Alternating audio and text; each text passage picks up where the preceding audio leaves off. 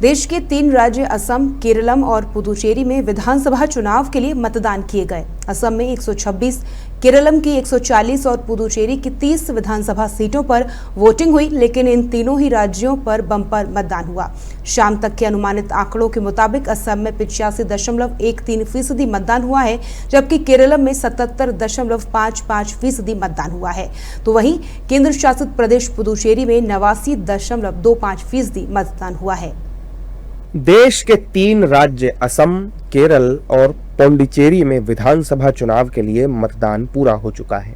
असम में 126, केरल में 140 और पुडुचेरी की 30 विधानसभा सीटों पर वोटिंग हुई, लेकिन इन तीनों ही राज्यों में बम्पर मतदान इस बार हुआ है। शाम तक के अनुमानित आंकड़ों के मुताबिक असम में 85.13% मतदान हुआ है, जबकि केरलम में 77.55% वोटिंग हुई है। वहीं केंद्र शासित प्रदेश पुडुचेरी में 89.25% मतदान दर्ज किया गया है।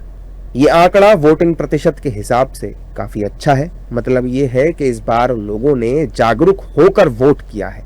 कुल मिलाकर 3 राज्यों की 296 सीटों पर वोटिंग हुई और तमाम उम्मीदवारों की किस्मत का फैसला ईवीएम मशीनों में कैद हो चुका है, जिसके बाद पोलिंग एजेंट ईवीएम को बंद करते हुए भी नजर आए।